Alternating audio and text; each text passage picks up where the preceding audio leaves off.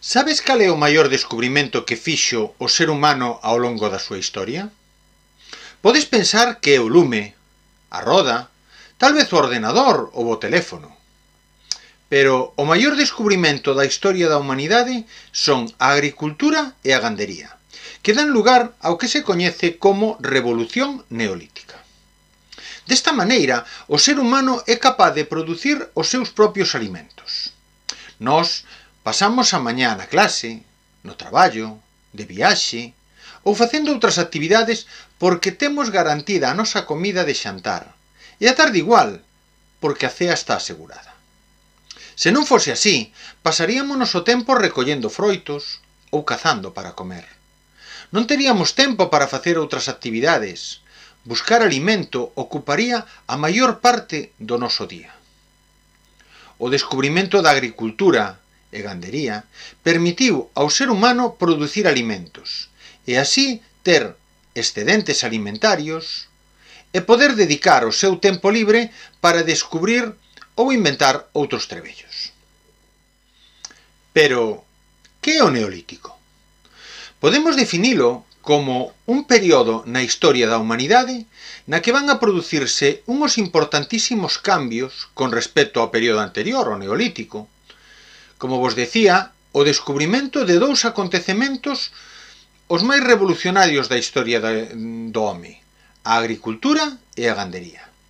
Aquilo que vai transformar o modo de vida das persoas da época para sempre. Posiblemente a aparición da agricultura se deba á observación da natureza, cando algunhas persoas se deron conta de que unha semente caía no chan e ao pouco tempo nacía unha planta. Debemos saber que non podemos falar dunha orixe igualitaria ou unitaria do Neolítico, porque xurdiu en diversas partes do mundo en épocas diferentes, desde Oriente Medio, que é agora a zona que imos a estudiar, a outros lugares do mundo, como América, a India ou China. Podedes observar esos lugares no mapa da imaxe. Os primeiros indicios que temos da aparición da agricultura e da gandería datan en torno ao 8000 a.C., en Oriente Medio, nunha zona concreta chamada o Creciente Fértil, que abarca a zona de Oriente Medio e tamén Exipto. É unha zona moi fértil, abundante en ríos como o Tigris, o Éufrates ou o Nilo. Unha vez vista cal é a orixe do Neolítico, imos continuar estudando cal é a sociedade, para logo ver a economía e tamén a arte deste período da prehistoria. Comezando coa sociedade, temos que saber que nun principio non imos atopar grandes diferencias con respecto ao Paleolítico. Aínda así, hai unha maior especialización nos traballos a realizar e van a xurdir outros novos, agricultores, gandeiros ou artesáns. Os grupos humanos van a ser máis numerosos e nestes grupos van xurdir as primeiras desigualdades baseadas na riqueza. Aparecerán ricos e pobres, xefes máis poderosos e persoas que traballarán para eles. Outra das características fundamentales da sociedade do Neolítico foi que estes grupos se fixeron sedentarios, é dicir, quedaron a vivir nun sitio fixo, formando con iso os primeiros poboados. Os homes e mulleres da época vense obrigados a quedar só a carón dos seus cultivos para protexelos de que non os coman os animais ou outros grupos humanos. Nalgunhas ocasións, estes primeiros poboados irán crecendo hasta converterse en cidades, algunhas delas enormes como é o asentamento neolítico de Cataluyuk na actual Turquía. Este asentamento chegou a dar cabida a unha poboación de entre 5.000 e 8.000 persoas. Cataluyuk, un asentamiento en el corazón de una región rica en plantas, presas de caza y peces. Un asentamiento con una arquitectura insólita. Aquí no existen las calles y los habitantes pasan de casa en casa empleando unas escaleras.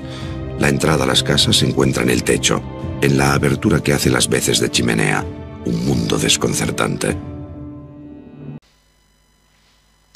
A comezos do período do Neolítico, a agricultura e a gandería non eran actividade económica fundamental, senón un pequeno complemento á caza e á recolección de froitos. A necesidade de novos alimentos cada vez máis e as posibilidades que brindaba aos seres humanos a agricultura e a gandería fixeron que finalmente a economía depredadora fora quedando atrás e se desenvolvese este tipo de economía a que vamos chamar economía productiva, que xa non se baseaba en conseguir alimentos da natureza, senón en producir alimentos. As primeiras especies cultivadas no creciente fértil foron o trigo, o centeo e a cebada, é dicir, cereais. A domesticación de animais debeuse producir cando os seres humanos foron quen de manter animais vivos para consumilos cando os necesitaban. As primeiras especies domesticadas foron o can, a ovella, a cabra, o boi e o cabalo. No Neolítico producíronse importantes cambios, como pode ser a utilización da pedra pulida, moito máis traballada para fabricar ferramentas novas que son necesarias para os novos traballos que teñen que desenvolver. Son necesarias saixadas para traballar a terra, fouces para segar, muiños para moer o gran da colleita. Tamén se empezan a fabricar tecidos feitos con fibras vexetais ou animais como a lã das ovellas. Para almacenar os produtos que ían producindo, grazas á agricultura, inventouse a cerámica. Modelando barro e logo cocendo, creaban recipientes nos que podían almacenar trigo ou outros alimentos para poder gardalos, ou tamén para poder comerciar con eles.